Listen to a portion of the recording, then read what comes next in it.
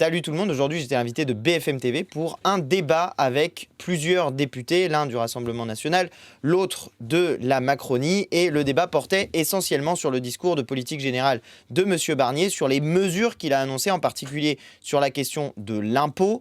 Et puis enfin, j'ai répondu à un député du Rassemblement National en l'interrogeant. Va-t-il ou non voter la censure?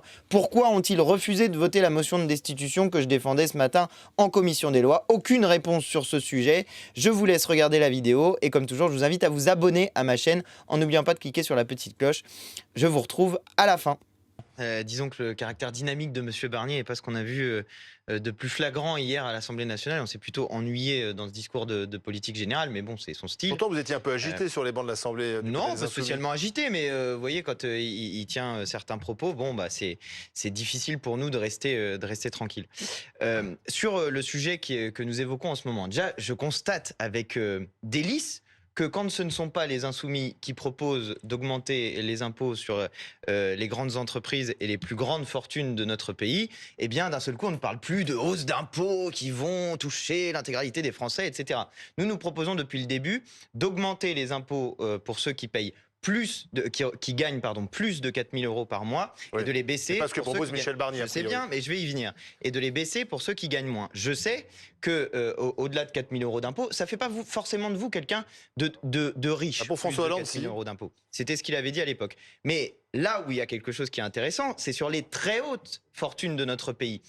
Environ les 99,99% de la population ont un taux de prélèvement qui est entre 40 et 45%. Et puis d'un seul coup, vous avez des gens magiques, et eux, ils ont de l'argent magique. Les milliardaires de notre pays, ils tombent à 20% de taux d'imposition. Pourquoi ? Pourquoi exactement l'impôt n'est pas progressif dans notre pays? Pourquoi est-ce que les plus riches, ceux qui ont le plus profité du système public par les travailleurs, par la santé, par l'éducation, ceux qui font leur richesse sur la base du travail des autres, pourquoi ceux-là ne participent pas justement à leur part d'impôt? Ça, c'est le premier point. Et ensuite, le deuxième point, M. Neumann a raison. C'est que on est bien content que enfin les riches contribuent à la hauteur de ce qu'ils doivent à la patrie. Mais maintenant, il y a un problème, c'est que si c'est pour, en plus de ça, faire des coupes dans les services publics, dans l'école, dans la santé, dans un certain nombre de domaines dans lesquels, au contraire, il faudrait être en capacité d'augmenter la dépense publique, c'est-à-dire d'aller chercher l'argent vraiment dans les poches de ceux qui en ont, eh bien, il va y avoir quelques problèmes à l'Assemblée nationale. Oui. Ce que je trouve extrêmement agressif, c'est d'avoir brutalisé la démocratie. On a là un système politique dans lequel ce sont les perdants qui gouvernent. Monsieur Barnier est membre d'un parti qui a fait 5% aux élections législatives, et le voilà, Premier ministre de la République française. Dans quel régime les perdants gouvernent? Comment ça s'appelle? Est-ce que ça porte un nom, un régime où les perdants Cinquième République. Ben, ça s'appelle en tout cas pas la démocratie. Dans beaucoup de régimes parlementaires, c'est pas forcément celui qui a en tête qui regardez gouverne. l'Espagne, par exemple. En Autriche, par exemple, en Autriche, c'est pas l'extrême droite qui a priori qui sera au Dans pouvoir. tous les régimes parlementaires, Pourtant, dans tous les elle est en régimes tête. réellement parlementaires, vous avez généralement deux possibilités. Soit il y a des gens qui créent une coalition, qui disent qu'ils ont fait une coalition. Je n'ai pas souvenir que les Républicains et les Macronistes étaient candidats ensemble aux élections. Enfin, en tout cas, j'ai dû manquer une étape. J'ai dû manquer une étape si jamais c'était le cas, mais j'ai pas conscience. Il y a eu des accords dans certaines circonscriptions. Je ne crois pas qu'ils aient déposé. On peut créer une coalition sans être candidat ensemble à une élection. Déposé un programme commun. Par contre, dans toutes les démocraties parlementaires, et en particulier en France depuis 1877 au moins, parce que la dernière fois que c'est déjà arrivé, il y avait un type qui s'appelait MacMahon qui avait décidé de mettre un Premier ministre qui était un Premier ministre monarchiste avec une majorité républicaine. Ça s'est assez mal passé et M. Gambetta avait dit de se démettre ou se démettre. Et finalement, c'est M. MacMahon qui était parti. La différence par rapport aux autres démocraties parlementaires, c'est qu'il n'y a pas de groupe qui n'a pas de majorité et qui est aussi loin que vous ne l'avez été, qui dit c'est notre programme. Rien que notre programme est seulement notre programme. Justement, je pense que c'est ce qui pose problème.